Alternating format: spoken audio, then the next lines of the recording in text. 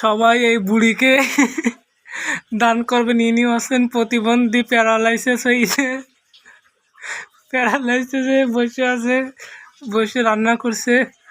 আর যখন টাকার প্রয়োজন হয় লেলিনের দামকোল হাটে লেলিনের দোকানে যায় চামড়ার ব্যবসা করতে।